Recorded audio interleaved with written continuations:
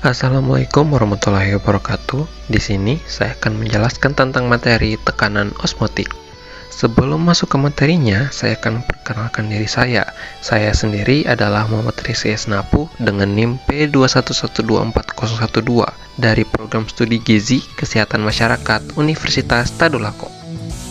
Tekanan osmotik adalah tekanan yang dibutuhkan untuk menghentikan aliran pelarut melalui membran semipermeabel dari larutan encer ke larutan pekat. Sederhananya, ini adalah tekanan yang diperlukan untuk menjaga keseimbangan antara dua larutan dengan konsentrasi berbeda yang dipisahkan oleh membran semipermeabel. Membran semipermeabel dapat diartikan sebagai penyaring yang pintar, jadi molekul-molekul yang lebih kecil dapat melewati, sedangkan molekul-molekul yang lebih besar tidak dapat melewati yang namanya membran semipermeabel. Tekanan osmotik sangat erat kaitannya dengan osmosis karena keduanya merupakan fenomena yang saling berhubungan. Osmosis adalah perpindahan molekul pelarut dari larutan yang lebih encer ke larutan yang lebih pekat melalui membran semipermeabel. Proses ini terjadi secara spontan karena adanya perbedaan konsentrasi. Tekanan osmotik adalah gaya yang diperlukan untuk menghentikan proses osmosis. Jadi, tekanan osmotik adalah hasil dari perbedaan konsentrasi antara dua larutan yang dipisahkan oleh membran semipermeabel. Di sini, saya mengambil 3 faktor yang mempengaruhi laju tekanan osmotik. Yang pertama, suhu. Suhu mempengaruhi tekanan osmotik karena suhu memengaruhi energi kinetik partikel dalam larutan. Semakin tinggi suhu, semakin tinggi juga energi kinetik partikel. Ini berarti partikel-partikel bergerak lebih cepat dan lebih sering menabrak membran semipermeabel. Akibatnya, semakin tinggi suhu, semakin besar juga tekanan yang dibutuhkan untuk melawan aliran pelarut dari larutan encer ke larutan pekat. Jadi, dapat disimpulkan bahwa tekanan osmotik meningkat seiring dengan kenaikan suhu. Yang kedua, ada konsentrasi larutan. Konsentrasi larutan memengaruhi tekanan osmotik karena semakin tinggi konsentrasi, semakin banyak partikel zat terlarut dalam larutan. Ini berarti ada lebih banyak partikel yang menarik molekul pelarut dari sisi yang lebih encer. Jadi, semakin tinggi konsentrasi, semakin besar tekanan yang dibutuhkan untuk melawan aliran pelarut ini. Yang ketiga, ada jenis zat terlarut.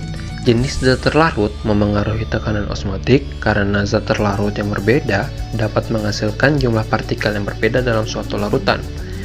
Semakin banyak partikel dalam larutan, semakin besar pula tekanan osmotiknya. Jadi, larutan elektrolit dengan jumlah partikel yang lebih banyak akan memiliki tekanan osmotik yang lebih tinggi daripada larutan non-elektrolit dengan konsentrasi yang sama.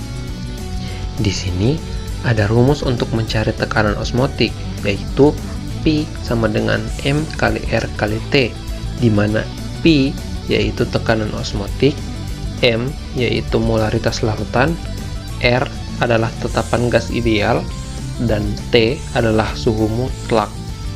Di sini saya mengambil contoh sederhana saja, yaitu hitunglah tekanan osmotik dalam larutan glukosa 0,1 molar pada suhu 27 derajat Celcius. Penyelesaiannya diketahui M sama dengan 0,1 molar, T sama dengan 27 derajat Celcius, atau jika diubah ke Kelvin itu menjadi 300 Kelvin, dan R itu 0,082 liter atom per mol Kelvin. Karena semua bilangan yang dibutuhkan telah didapatkan, jadi kita masukkan ke rumus saja, yaitu P sama dengan M kali R kali T. Jika kita masukkan bilangan yang kita dapatkan tadi, itu akan menjadi 0,1 molar kali 0,082 liter atom per mol Kelvin dikali 300 Kelvin, yang hasilnya 2,46 atom. Jadi, tekanan osmotik yang kita dapatkan adalah 2,46 atom. Penerapan tekanan osmotik dalam kehidupan sehari-hari. Yang pertama, ada proses osmosis pada sel. Sel tumbuhan dan hewan memiliki membran sel yang bersifat semipermeabel. Proses osmosis sangat penting untuk menjaga keseimbangan cairan dalam sel. Yang kedua, ada desalinasi air laut. Proses pembuatan air tawar dari air laut dengan cara menghilangkan garam-garam mineral di dalamnya menggunakan prinsip osmosis. Yang ketiga, ada pengawetan makanan. Garam atau gula ditambahkan pada makanan untuk menarik air keluar dari mikroorganisme sehingga menghambat pertumbuhannya. Dari materi yang saya paparkan tadi, saya dapat menarik kesimpulan bahwa tekanan osmotik adalah gaya yang mendorong pelarut berpindah dari larutan encer ke larutan pekat melalui membran semipermeabel. Proses ini disebut osmosis. Besarnya tekanan osmotik dipengaruhi oleh konsentrasi larutan, suhu, dan jenis zat terlarut. Semakin tinggi konsentrasi larutan, semakin besar tekanan osmotiknya.